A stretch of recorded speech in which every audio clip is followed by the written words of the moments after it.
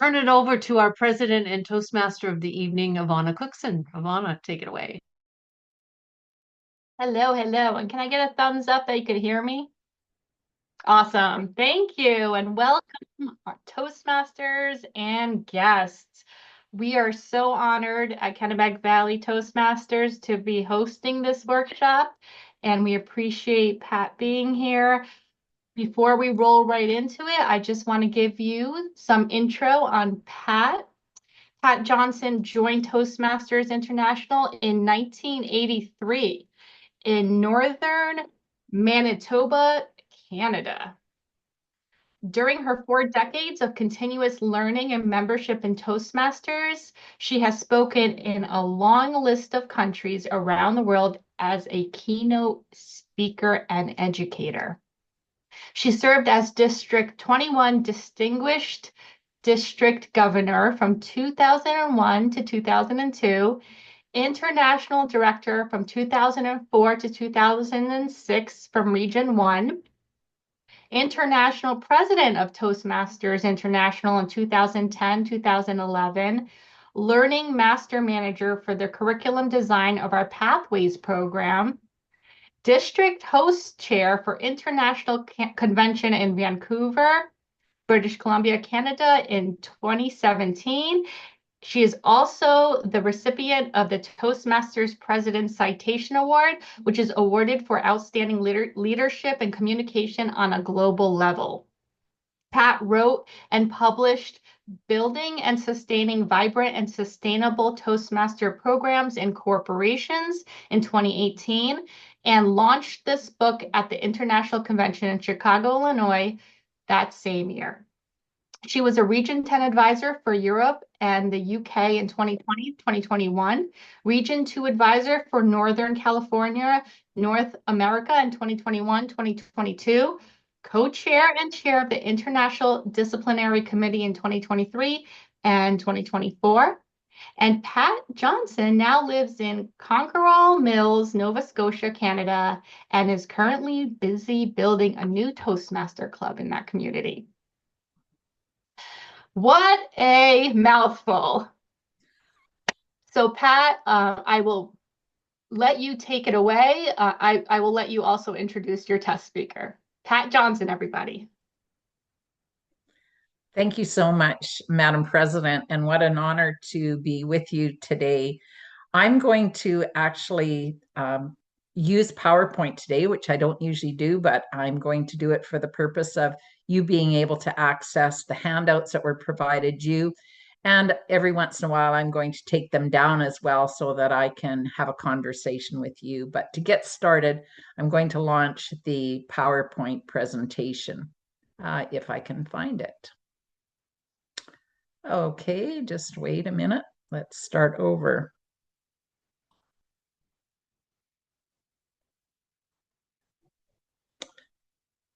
Okay, we did all of this. There we go. So is it up properly, DJ? Okay, great. Thanks. Okay, so the art of evaluation, and I love to call it an art because it's not a straightforward process. It's not linear. It's very unique for each one of us. And encourage you to find your own unique way to deliver evaluation.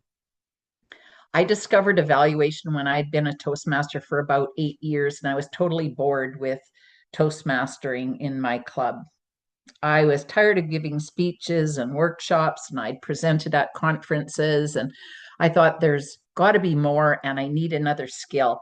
And I realized that it was sitting there right in front of me, that it was evaluation and the value of evaluation. It's written right in there, valuation. And I started working on this. I really got intrigued when my competitive side was challenged because somebody came along in my club and said, "You do pretty good evaluations in the club. Why don't you compete in the district evaluation contest?" I went, "Oh, I never thought of that." And then they talked to somebody else, and somebody else came up to me and said, "Why don't you compete?" So I thought, well, I've never seen an evaluation contest because I had moved from from another district, and we didn't have evaluation contest. But I thought, well, I do it I do it all the time in my club. How difficult can it be? I'll go. I don't have to win, but I'm going to give it my best shot. So I started becoming a real student of evaluation and took the evaluation judging form and pulled it apart and looked at all the materials I could find of what was important in evaluation and created my criteria. I entered the speech contest or the evaluation speech contest. And the interesting thing was in my club, there were no other contestants. So I was passed on to area. When I got to area, as you know, you're out of the room and you get called in to evaluate after the speaker's finished. I was the last presenter at the area contest. I came out, I presented, I won the contest, and I went to division level. Again, I pulled last place in the contest. So now I'm at division level. I haven't seen anybody present.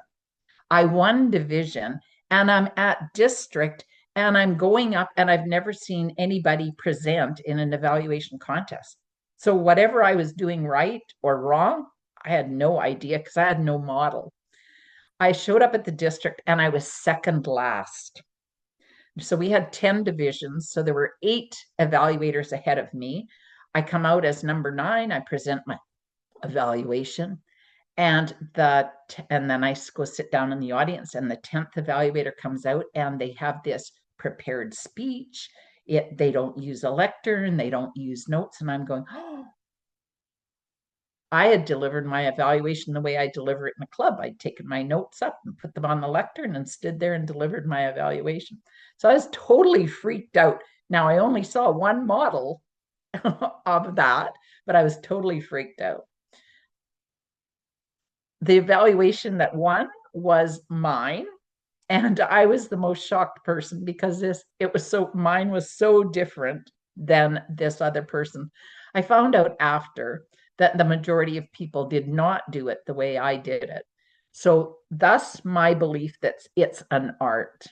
And the key is to find your own way to do it. And that the speaker is in the center of your evaluation. It's not a performance by us as the evaluator, but it's about the speaker. So welcome to the journey. And this is a brand new workshop that I just put together this past week. So I'm excited to present the material. And it was hard to leave some of it out. That there's a lot of material. So welcome, and I hope you get enthused about evaluation as we explore it. So why evaluate? I love this question. And why would we want to evaluate? First of all, I think that evaluation is the fundamental basis of strong clubs. When we have strong evaluations, we have strong listeners, we have strong analytical people, we have people who are really caring and they're innovative and they're creative, and they really believe in your greatness. And so as a result, we end up with really powerful speakers as well in clubs where we have strong evaluation. And so I think that evaluation really creates the core value in our Toastmasters clubs. Imagine if we showed up and nobody gave us feedback. How would we ever improve? We would simply, as some of us do now already, just do the same thing over and over and over again, because nobody would say, hey, that doesn't work, or why don't you try this? And I believe that one of the lessons I've learned is that if people would have thought of doing it a different way, I think they would have tried it at least. So don't be reluctant to share what you think would be a different way. It doesn't have to be right or wrong. What if it's just different? And so that frame of mind for me really sets me up to just share my own thoughts. I'm not owning them. I mean, I'm owning them, but I'm not vested in them. You can throw them away. You can use them. You can ignore them. You can innovate with them, whatever you want. It's just my opinion. So I don't die on my opinion. I think that also why evaluation is because we want to motivate and inspire our speakers to be more. as I said, I think they would do more if they knew how to do more or had different ideas. But also, it really engages our listening skills. Think how much more intensely and intricately you get involved with somebody's presentation if you're the evaluator. Your attention just becomes laser. You're focusing, you're watching their evaluation, you're watching their expressions, their intonation, you're watching all the things that are happening in minute detail. Now, you couldn't maintain that for a long period of time, but for those 7 minutes, you're glued to them. And I love that. And as well, we get to learn from speakers. How many times we've got and we're evaluating somebody and we think, oh my goodness, I've never tried that. That would be fantastic. Or that would be something that might work for me. I'm going to try that. And I love also the challenge when we're evaluating that if you get somebody that you're evaluating and they've got a challenge or an opportunity to do something different, and you need to come up with some way to support them in doing that. And just a quick example. And she knows I tell this story because she's my very dear friend, Suzanne. Suzanne is one of the most articulate people I've ever met. She has a vocabulary bigger than most dictionaries. And she uses it. She uses it when you're out walking the dog. She talks like that. When you're having coffee, she talks like that. And she came to Toastmasters. She had a strange rhythm to her speech. And it was very conspicuous the first week that she spoke. The second time she gave a speech, it was less conspicuous. The third time, it was starting to actually disappear from our awareness that she had this strange rhythm, but not me, because I was her mentor. And I kept saying to her, Suzanne, you've got this strange pacing and rhythm in your voice when you present. And we get used to it. Our speakers train us as evaluators, and we start to not hear that anymore. But we worked for 1 year, one whole year. We met every week for coffee and worked on that pacing and that rhythm. And we finally got it switched. But only because she was willing to say, let's keep going. I've got to change this, because you know what it sounded like? Like she was reading eloquently from some beautifully written book. And it had no connection to the audience. So the gift of evaluation and the art of evaluation. Sometimes it takes a long time, and it's a partnership. We need to partner with those speakers. So that's why I think I evaluate and enjoy evaluation. So feedback and evaluation. I love this because I look at opinion, because we say, what's an opinion? Well, it is an opinion when we give feedback, but it becomes more when we put a why on it. Why it would work if you did this, or what would happen because of the impact and the change that you could do. When we look at feedback, it's got the why attached to it, but ideal feedback actually gives a specific example. So I love the fact that we as evaluators can give an example. I love the way you did this. However, if you did this, it would do this. Or this worked, but it would be magnified if you did this, and giving those specific examples, which I love that challenge as an evaluator, to be able to think how else it could be done. Remember, it doesn't have to be right or wrong. It's just your opinion.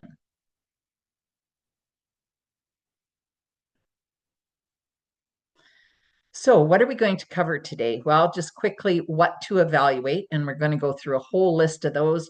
Some of them will be pretty obvious, and some of them will be reminders.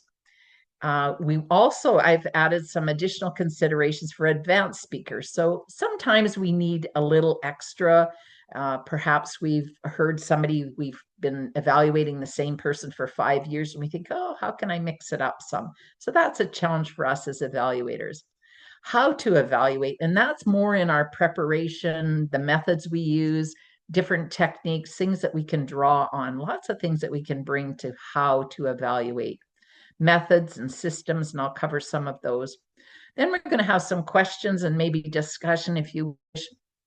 and then some practice where we're actually going to have a test speaker and we're going to have some people give some evaluations, and not maybe full evaluations depending on time, but sharing some components that you've looked at and some suggestions you would make. So more about that later on.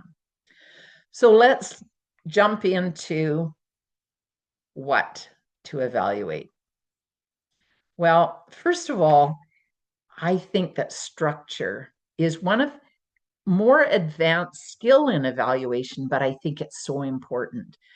I love to think of the structure. We're looking at the body, the conclusion, the opening. How is it built? Does it tie together? So we're looking at, do they make a point, give a reason, give an example? Do they paint a picture? What's their word choice in that structure? Do they repeat words that make it powerful and tie the speech together? For me, that's structure. What about data and examples that they use that build the structure and flesh it out so we understand? Stories. That opening and conclusion, do they make it gripping? Are we caught and intrigued right at the very beginning? And do we feel a release or an excitement at the end? All of that for me is structure. Transitions are something that I find is an advanced, in my opinion, an advanced evaluation skill in the structure. Do they look and have, is it obvious that they've looked at their paragraphs of information and actually built the bridge so that we know where they're going? We're not sitting there going, how did we, where are we? How does this relate? But that there's a smooth transition. That's structure for me. And using quotations, all of those things that we can put into that structure that builds that suspense, the emotion, the easy transition that takes me from second one to 6 minutes and 49 seconds or 59 seconds. Keeps me there, takes me by the hand and guides me through. So that for me is speech structure and looking at all those elements. Speech delivery for me is the poise, the energy they bring, their voice, and we'll talk about that in more detail, their body language, the energy. And sometimes their appearance is important also, depending on what they're talking about and if they're in character or if anything is distracting. So that's a key to look at. Is there a distraction in that delivery? And then impact, how we have left the audience, how they have left us. What are we feeling? What emotions have we gone through? Are we excited? Are we still with them? Are we wanting more? All of that, the impact. And again, you can determine what the impact is for you. So vocal variety, two simple words, right? VV. But, oh my goodness, when we think of vocal variety, and if I list vocal variety when I'm evaluating, I don't list vocal variety. What I list is rate of speech, pacing, volume, tone, inflections, dialect or accents, rhythm of speech, monotone, musical, stilted, conversational, or reading voice. That's vocal variety for me. Any other ones that anybody here wants to chime in that comes under vocal variety for you? Just shout out right now. Anything else? Vocal variety. Pitch. Pitch. Yes, absolutely. Good one. Thanks, Cindy. Awesome. Pitch. For sure. And so if some of those are things that you don't look at, look them up, explore them, and consider expanding vocal variety next time you evaluate. Then we have another huge topic, body language. The first thing I start with, is it natural or staged? Unnatural. Then I look at, are the body language techniques too small for the audience. So we have to gauge and use our body that are appropriate for the stage. One of the funniest things, and it wasn't a funny speech, but there was an international finalist a number of years ago, and I won't tell you what year, and they were on a huge international stage. So this was before COVID. They were doing a presentation, and I was thinking, well, they're pretty staged. And suddenly, this person realized in their mind they were totally embroiled in their speech, and they went and they were not in the chronological location on that huge stage that they thought they needed to be. And they went striding across that huge stage in front of, 2,000 people. And I started laughing out loud because I went, best that you just slowly walk over there and correct yourself, but do not go striding over and announcing to 1,000 people or 2,000 people that you were in the wrong place for yourself. So really uncomfortable body language in that situation. Now, sometimes body language can be too large also. Too large, too small. Is it appropriate? I'm a real advocate against exaggerated and distracted body language. I don't think necessarily that you have to demonstrate a hug. Most everybody I know in this world that I've met knows what a hug looks like, and I don't think you have to demonstrate it. It's like getting up and saying, now I think this would be a legit place to use it, but I think if you went, I caught a fish that was this big. Now, I think I could buy into that. But when it's going like we have, like, well, I'll leave it to your imagination what I mean. Is it necessary to show the audience, or are you actually insulting them in that demonstration? And that's what I look like. That's what I look like. That's what I look for in body language. Is it believable? Is it natural? Is it credible? Is it authentic to you? And really work at that. Find your comfort zone. And therefore, when you watch and you're evaluating somebody, what do you feel like when they show you that body language? Does it make sense? Does it feel like they would do that if you were standing with them having a conversation? Would they actually move their hands that way? Or are they purposely doing it because they read those words in their speech and they went, oh, that means I have to demonstrate this because I have to have some body language? Sometimes it's too much. Sometimes it's distracting. So be aware of that as an evaluator. Connecting to the audience. This for me is about conversation. I really like a speaker when they actually have conversation with me, although it's always a dialogue when their person's up on the stage talking and they're doing all the talking. It still needs to be a dialogue. They need to be connecting. They need to give you time to think. If they ask a question, they need to pause. For me, that's connection to audience. If they laugh, let them laugh. If there's somebody speaking out, respond to them. Like, have that connection with the audience. And if somebody's making a comment, echo that comment, but get connected with the audience. Dialogue, we want to look at dialogue in terms of what? This I love because for me, it's the difference between being a third party to an event or stepping into it.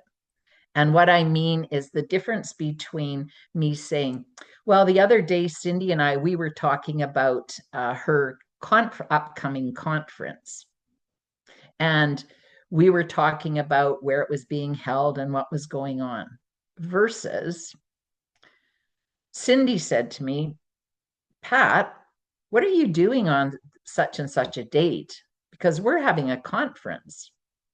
And I looked at her and went, come on, Cindy, you're not. So see what I mean? Try to bring it into a exchange, and you're sitting there as the listener inside that conversation. Much more interesting and a different skill for the presenter. Look for descriptions and characters in that dialogue. Props. Well, I had to choose Dhananjaya because I think this was one of the most effective uses of props that I've seen in a long time. Very simplistic, but very powerful. For those that have not seen Dhananjaya, he was a world champion. Look up his speech. It was entitled, "I See Something in You." Dhananjaya, as is shown here in this picture, started his presentation on the world stage with a complete red rose.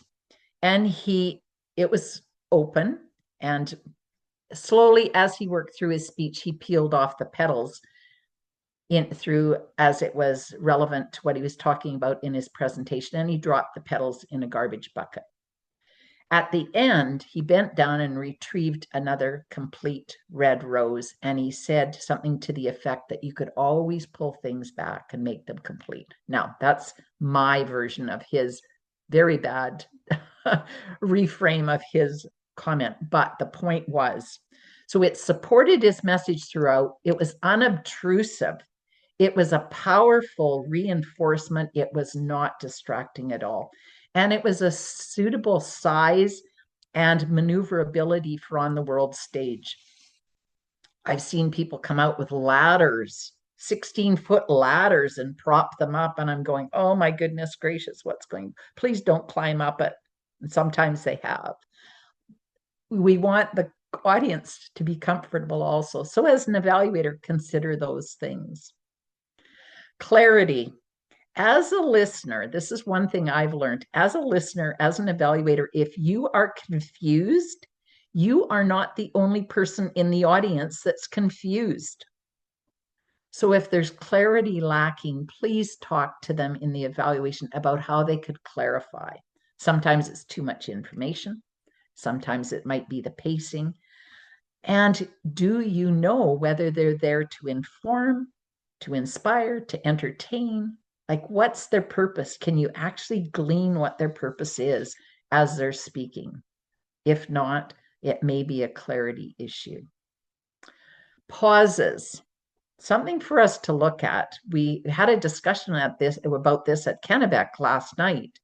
No, at Maine last night, pardon me, about the length of a pause and what's uncomfortable and what's comfortable. You get to decide as the evaluator. Last night we had differing opinions. Some people thought a pause was too long. Some thought it was okay. But you as an evaluator, give that to the speaker in your evaluation so they have something to work with. And they can go back and say, was it too long? Did it create a situation where people were getting uncomfortable because I didn't engage them enough or didn't set it up enough that this was going to be a long pause? So some of it's the way they structure it. So we'll look at pauses, and this one gives you some ideas of how much you could pause, suggestions moving through it. First line, last line. This is one of the things that I love, because I want always the opening and the closing to reflect one another. I want them to tie together so I know the package is complete and nobody has to say, thank you very much, I'm done. We already know because we see the bridge into the conclusion and we start to recognize the opening, and the call to action reflects the opening. So there has to be parallelism there. And so look for that in evaluation. Something else is preparation. Now, there's a whole long list of things that I have under preparation because this is, I think, what's key. I think you have to pick your project, your topic, your purpose. I think then you have to write it. Then you have to create an outline for what you've written. I think you need to rewrite it. You need to adjust the length of it, which lots of people don't. You need to review each paragraph for conciseness. Does each paragraph add to that message? Is it really important, or is it filling space? Review for transitions. Or have you got good transitions? Look at word choice. All of these things as an evaluator, when you look at their preparation, did they do what was necessary to present a thoroughly prepared, well-rehearsed presentation? Have they cleaned up their language? Have they reviewed each paragraph? Have they determined their call to action? What about changing words that they can't pronounce properly? We often see people that have, my judgment is that they've copied it from someplace and they haven't changed it to their own language. So they're falling over the language. I go, that's not their language. Because if I say butterfly every day, all day long, and that's a common part of my language, I'm not going to trip over the word butterfly, right? So then it's the skill of speaking down their speech rather than writing it down, which totally changes it to conversational, which is, I think, an advanced skill. Then rehearse, and watch yourself. What's your visual look like? What's your facial, your body language? Then you need to time it again and check back, know that you understand your outline. You don't need notes then, you need a piece of paper with an outline. Schedule the speech and speak with the evaluator ahead of time. So all those things that we could look for in their preparation, have they fully prepared? And that's one of the reasons why I'm so such a proponent of scheduling well in advance. So we set up our speakers for success. Content, well, this is along the lines of the dialogue, examples, descriptions, and language, and it just comes under a different heading for me. I want to evaluate their comfort. The comfort with the stage, their spacing, if they're online, are they set up? What about their camera? Are they reacting well? Are their gestures up where you can actually see them? Are they comfortable? Are they hiding? Do they actually arrive early? If I'm evaluating somebody, I watch them from the moment they come into the room. I want to see if they set up themselves for success. I always want to go to the lectern. I want to stand there. I want to feel it. I look, if I have notes or an outline, I have my notes on the out and my outline on the lectern or under the lectern before the meeting starts. That's part of preparation, and that's part of me being comfortable. So watch how people do that. If they've got PowerPoint, they should be there ahead of time working it out. How do they move on the stage if you're in person? And how do they use the space and own the space? And again, back to those natural movements, all the things that make us feel comfortable and they look comfortable. I also watch at World Championships contests, I watch how many times people move backwards on the stage versus forwards. Because I know when people start to get nervous and they start to lose their edge, they start to move backwards on the stage. So just be aware of that. And it doesn't mean that there isn't a purpose for it, but there might not be. Oops. So a call to action. I'm always looking for that call to action. What do they want me to do? Because they've just used 7 minutes of my life. And what is the call to action? Tell the audience what to do, where to go, how to do it, what action or change do they want you to make. And so that's something I evaluate. So here's a whole list just consolidated.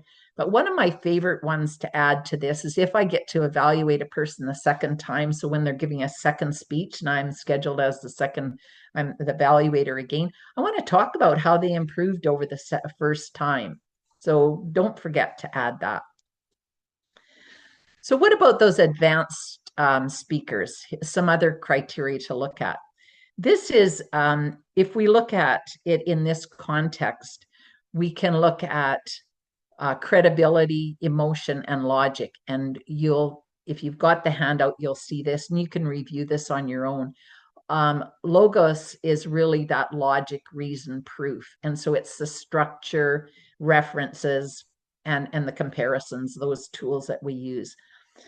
Ethos is that credibility or trust, that confidence in delivery, using credibility. You want to build credibility as a speaker. So it's someplace else to look at when you're evaluating a speaker, and if it's a technique that works for you and suits your style.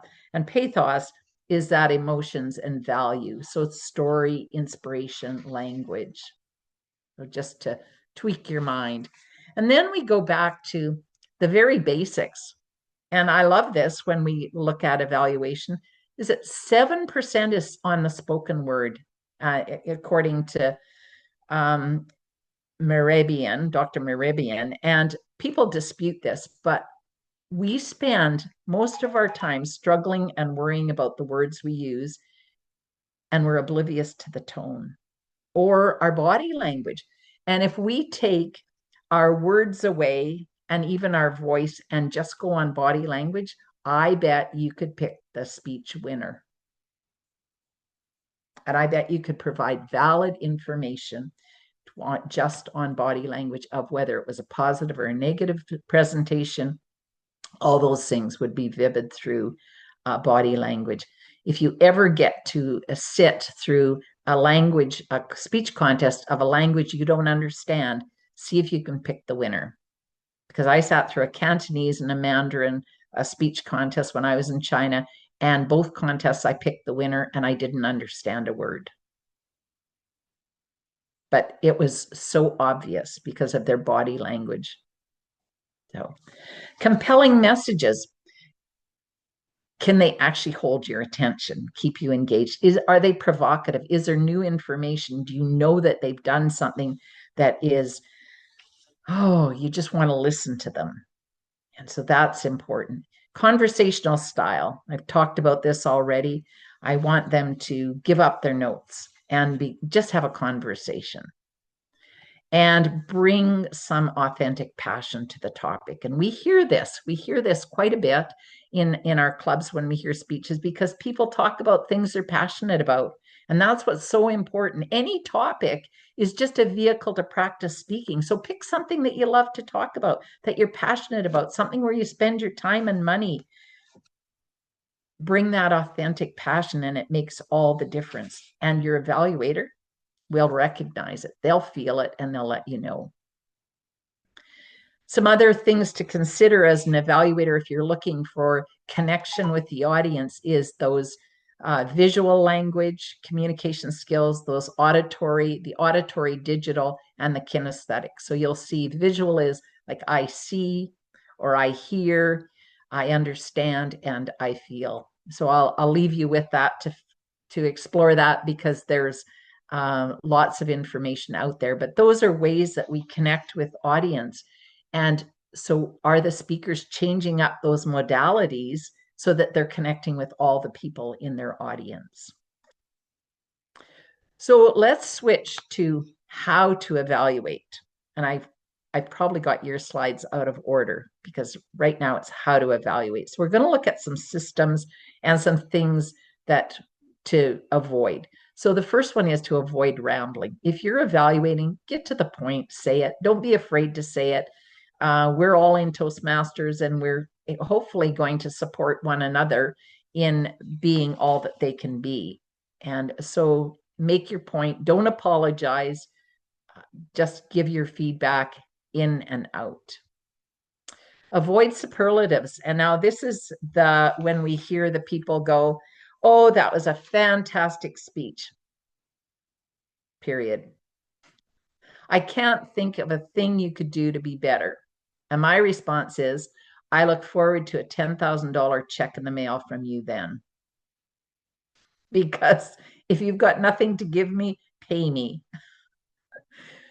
So it doesn't help anybody to just whitewash them. We can call it whitewash also. I also personally feel that it's our obligation when we say we're going to evaluate, that we're going to find something specific to support them with. And we need to look for that. Wonderful speech, fantastic presentation. It's emotional, but it's not satisfying for the speaker. It doesn't help them go to the next level. So provides no useful information. Avoid regurgitation. We've all heard the speech. We've all listened to it. And if you're going to talk about what was said, then it's a point that you're making, that I heard you when you said this was my reaction, and I would like to suggest. So if you're giving very specific feedback, but to reiterate the speech is unnecessary. So a challenge. So there we are, how to evaluate, moving out of that. So you want to develop a system. And there's many systems. how many of you use this, symbols, when you're listening? Do you have a list of criteria and you're marking pluses and minuses, question marks and stars? No, I do. I do this, but I also have a whole long list and I check things because that's how my brain works. So you saw the great big long list of things I would evaluate. They're on my list. And I'm listening to a speaker and I'm going, yep, yep, yep, yep. I'm checking them as they're doing them and showing them. And then I can pick or choose which ones I want to speak to when I stand up, but I can also share more after with the speaker if they're willing to take more feedback or that they're interested in my feedback. So this is valuable, I find, in a speech contest when I'm looking at the criteria and I'm marking beside the symbols what worked really well, something that I'm going, oh, that was a negative, or I'm confused by that, and then stars, things that I thought were outstanding. So look at your system, and maybe we'll have some time to talk about those, but think about your system. I'm going to cover this really quickly because this is something that I just discovered in the last 2 weeks, and I wanted to share it just as a base work because it differentiates clearly where we are as evaluators and how we can check ourselves. So here we've got a basic axis. We see that we've got care personally up at the top, don't care at the bottom. To the left side, we have silence, and then to the right, challenge directly. And this is derived from the Radical Candor book that is published, and it's written by Kim. Oh, goodness. I've forgotten her name. Kim somebody. Anyway, you can find it on Google and you can find it on Amazon. So when we look at this, the 4 quadrants, manipulative insincerity, this is where we're in the quadrant of silence and don't care. So this might be that you go, oh, that was a great speech.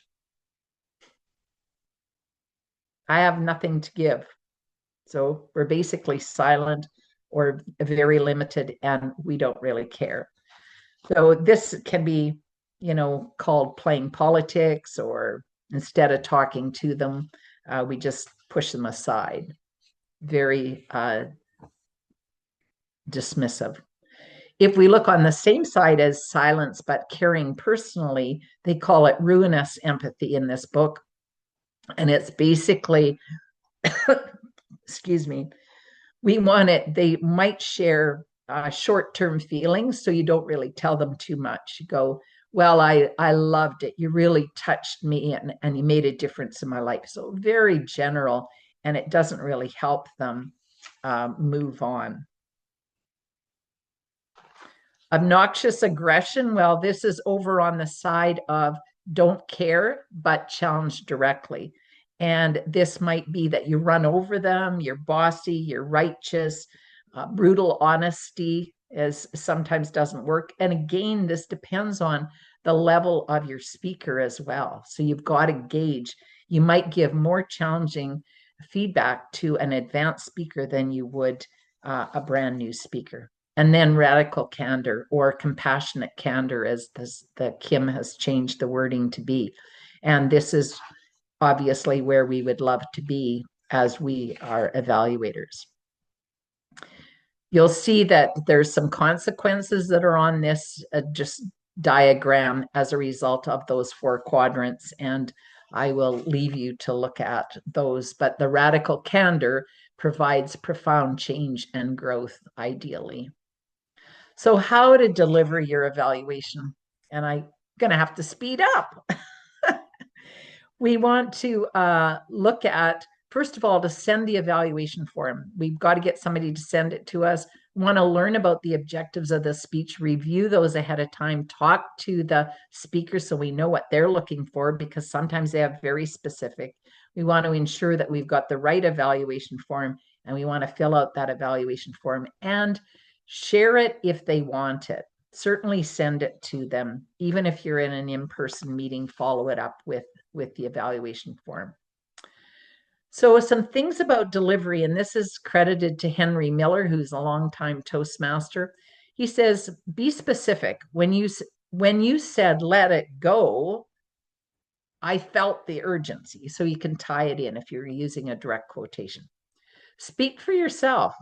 I saw, I heard, I felt. Make those I statements. Be sincere. Don't be afraid. It's your opinion. Meet the speaker and be mindful of the speaker's level. So you need to meet our speakers where they are in evaluation.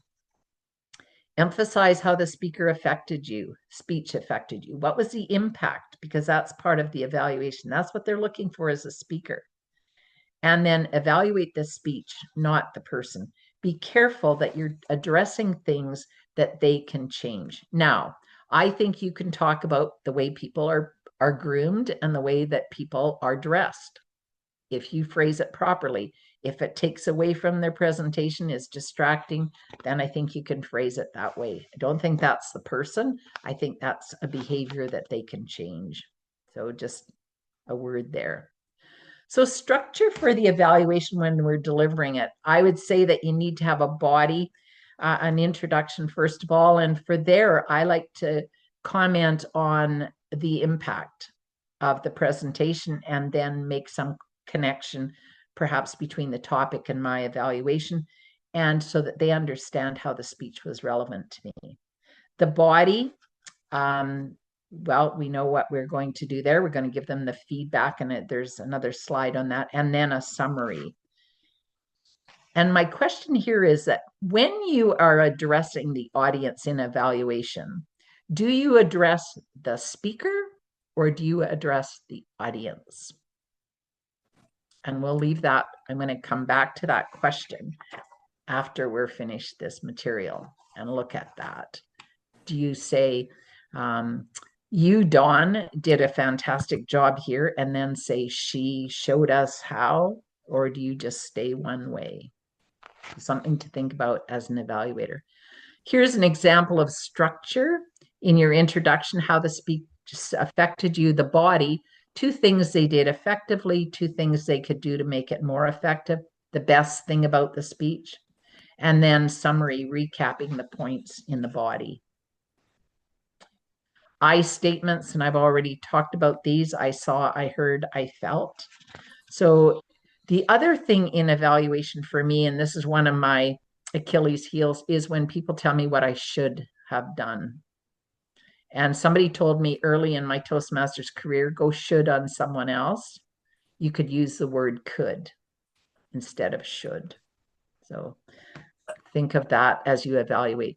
Here's some evaluation I statements, but I just want to say, I left this up because I wanted to talk about this for specifically. The I statements I disliked. I would not say that. I left it in here for discussion purposes, but I would say, rather than I disliked, I would say I was uncomfortable with. Okay, so think about our language and how you would use those. Again, I know you've got handouts so you can review these. The body, these are just examples of things that you could say that were effective. Your preparation was visible, no false starts. I felt like you knew where you were going. I felt totally engrossed in the story. I was waiting for what was going to happen. You're an effective storyteller. I heard the repeated use of the word grit. This brought emphasis to your theme and ensured that we felt it. Grit's a powerful word, and the repetition was impactful. Things to make it more effective. For me, your voice was pleasant in pacing and projection. I suggest you work on the variation of volume and tone in your next. Play with your voice, explore it. I saw a few emotions on your face during parts of the presentation. This was a powerful tool for you to consider using more often. When you're talking about being frustrated, let your face reflect, or being frightened, let your face reflect fear. Perhaps practice this in front of a mirror until you know what it looks and feels like, and increases believability. I did not hear a clear call to action for the audience. What do you want us to do as a result of the information you've shared with us? And then important to end on a positive note, and the goal is always to motivate the speaker. So that was the first presentation of this, and boy, oh boy, I had a lot of material that I didn't realize was going to take that long. So I want to absolutely call on our speaker, and I'm going to invite each one of you to pull out, to bring up this, and to, as you evaluate our speaker, let's look